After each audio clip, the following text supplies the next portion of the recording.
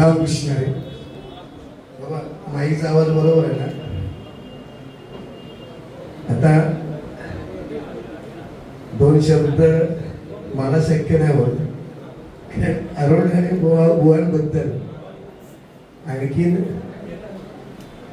माझ्यापेक्षा अनेक बुवा राणे माऊलींबद्दल बोलतील आणि खरोखर प्रत्येकाला वाटतं बोलावं असं नाही. कारण भजन क्षेत्रामध्ये राणे माऊलींचं योगदान खूप मोठं आहे. आता प्रत्येक जण सांगतो 120 शिष्य राणे माऊलींनी घडवले. मी बुवांना सांगेन की 120 हा आकडा तुमच्यासाठी खूप कमी आहे. कारण राणे माऊलींकडे भजनच शिकण्यासारखं आहे असं नाही आहे. 99 पासून राणे बुवांना आम्ही ओळखतोय.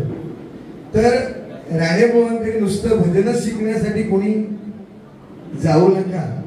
राणे माऊलींकडे अशा अनेक गोष्टी शिकण्यासारख्या आहेत, त्या मी स्वतः अनुभवलेल्या आहेत. मुळात अरुण राणे ही व्यक्ती जशी आहे की मला असं वाटतं, म्हणजे या व्यासपीठावरती आहे म्हणून मी असं बोलत नाही. अनेक वेळा मी अनेक कार्यक्रमांबद्दल माऊलींबद्दल राणे माऊलींबद्दल बोललेलो आहे.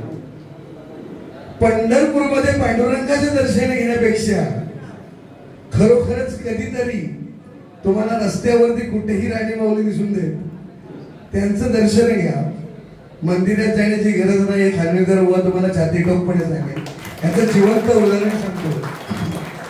त्या माणसाचा चेहरा असा आहे, कुठलंही संकट दिसत नाही कधीच.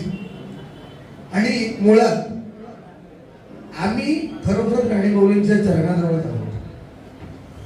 याचं कारण असं आहे की त्यांचा जो स्वभाव आहे, आज त्यांची गुरुपौर्णिमा आहे, अर्थात मी त्यांचे गुणगान करतो असा विषय नाही. मी पूर्ण सत्य जे आहे ते तुम्हाला सांगतो. मी जे अनुभवलं ते सांगतो. आम्ही ह्या धकाधकीच्या जीवनामध्ये जगत असताना अनेक संकटातून आम्हाला सामोरं जावं लागतं.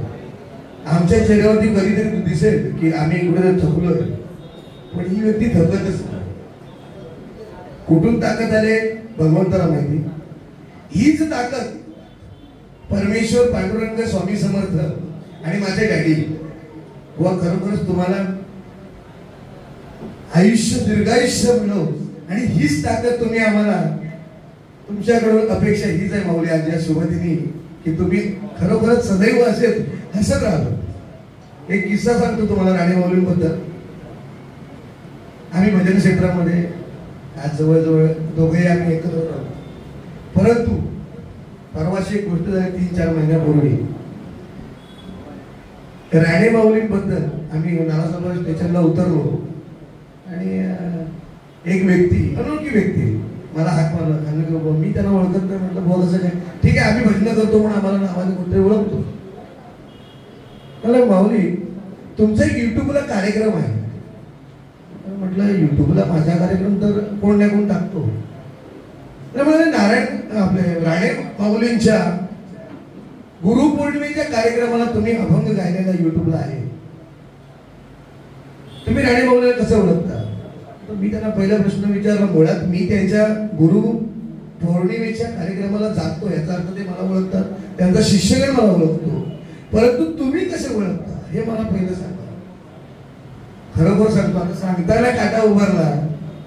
त्या माणसाने मला असं सांगितलं, आत्ताच्या या भजन कारकिर्दीमध्ये, आता चाललेल्या ह्या परिस्थितीमध्ये तुम्हाला शिष्य मंडळींना मुद्दाम आवर्जून सांगतो हा शब्द, नानासोबाला घडलेली सत्य घटना सांगतो.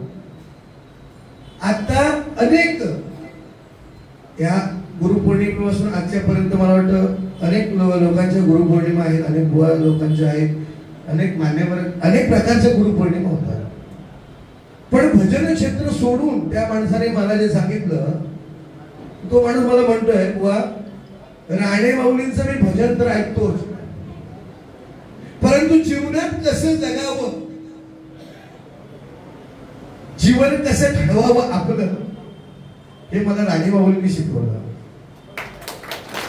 मी खरंच काय करू, मी एवढं दृढ नातं. आम्ही आज अनेक वर्ष राणे माऊलींच्या सानिध्यात आहोत. खरंच सांगतो तुम्हाला की एवढे वर्ष असताना आम्ही सुद्धा त्यांना ओळखू शकलो नाही.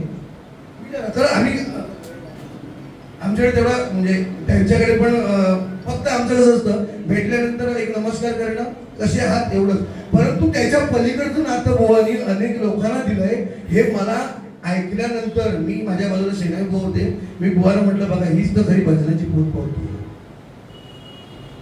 आम्ही अभिमानाने म्हणतो आम्ही बुवा आहोत, पण राणे माऊलीने कधी कोणाला सांगितलेलं नाही मी बुवा आहे. त्या माणसाने मला सांगितलं. मी खरंच सांगतो बुवा, माझ्या डोळ्यातून त्यावेळेला सुद्धा पाणी आलं आणि आता सुद्धा. त्याला खरं कारण असतं ना की ह्या माणसाने संपूर्ण डॅडींचा आशीर्वाद घेतलेला आणि आमचे डॅडी म्हणजे मूर्तिमंत्र परमेश्वराचा अवतार. आता डॅडी आता आमच्यात नाही, परंतु मी खरं सांगतो मला कधी डॅडींची आठवण आली मी राणे माऊलींना मेसेज करतो. आणि दुसरा आशीर्वाद म्हणजे अनेक वेळेला सांगितलं मी ही गोष्ट की आमचे काका विजय पालव बुवा, सुभाष गावकर बुवा, ह्या असे अनेक आमच्या डॅडीने शिष्याला आशीर्वाद देण्यासाठी ह्या माणसानं आमच्या सानिध्यामध्ये ठेवलेलं. मी डॅडीला खरंच नेहमी म्हणतो असं की आज तुम्ही आमच्यात तरी नसलात तरी राणे माऊली आमच्या बरोबर आहेत. आणि मी परमेश्वराला सुद्धा हीच विनंती करतो, जोपर्यंत मी आहे अशा अनेक लोकांना हा प्रश्न आहे की राणे माऊलीने खरोखरच आम्हाला मार्गदर्शन करावं, आम्हाला आशीर्वाद द्यावा. भजन क्षेत्र हा विषय तर वेगळा आहे, पण त्या माणसाने सांगितलं आता तुम्हाला सांगतो जीवनात कसं जगावं हे अरुण राणे माऊलीला तर त्यांना माहिती, कसं त्यांनी त्याला काय सांगितलंय, त्यांच्यासमोर काय पेरलंय. धन्यवाद. मी जास्त काय बोलणार नाहीये. राणे माऊलीला खरोखर मी संपूर्ण भजन क्षेत्राच्या म्हणण्यापेक्षा मी तुम्हा सर्वांना खरंच, तुम्ही आधी 120 म्हणताना मी राणे भाऊला म्हणतोय, इथे मगाशी कोणतरी बोले 1200 पण नकोच माऊली. हे सगळे जे ऐकणार आहेत ना, भजनी बुवा जरी नसले तरी सर्व बुवा तुमचे शिष्य आहेत. हे मी खरं सांगतो. जो तुमच्या जवळ आला ना तो तुमच्या प्रेमातच पडला, कारण तुमचा स्वभाव तसा आहे. ह्या चेहऱ्याच्या मागे खूप काय दडलेलं आहे. मी खूप बोललो असतो, मला वेळेचं बंधन नाही आहे. आणि खरं सांगतो मला बोलावं वाटतं. या दोन व्यक्ती जर कधी मला जर भेटत असतील ना, म्हणजे ज्यांना आम्ही डॅडींचे चरण स्पर्श केल्यानंतर आम्हाला वाटतं, ती माझी माऊली, आमचे काका पालव भाऊ. तर विजय माऊलीबद्दल काय बोलायचं, तर ते आम्हाला ह्या कार्यक्रमात भेटतात आणि आम्ही त्यांच्या दर्शनासाठी. मी आता आमच्या परब माऊलीला घेऊन आलो. मी म्हटलं मला राणे भाऊ तर नेहमीच भेटतात आणि कधी वाटत आम्ही त्यांना भेटू शकतो, पण आमची माऊली आज ह्या कार्यक्रमाला येणार आहे तर त्यांचा आशीर्वाद घेण्यासाठी आपण तिथे पोहोचलंच पाहिजे. खरं सांगतो मी तुम्हाला तिघांनाही, माझ्या हृदयाचं स्थान आहे त्या तिघांचंही, पण परमेश्वराला आज या शुभदिनी परमेश्वराच्या मी प्रार्थना करतो यांना तिघांनाही उदंड आयुष्य देव, उत्तम आयु आरोग्य देऊ आणि कुठलंच संकट या तिघांचं आणू नकोस. पाहिजे ती संकट माझ्याकडे आहे, मी समर्थ आहे. श्री स्वामी समर्थ. जास्त वेळ घेतला माफ करा. धन्यवाद. धन्यवाद.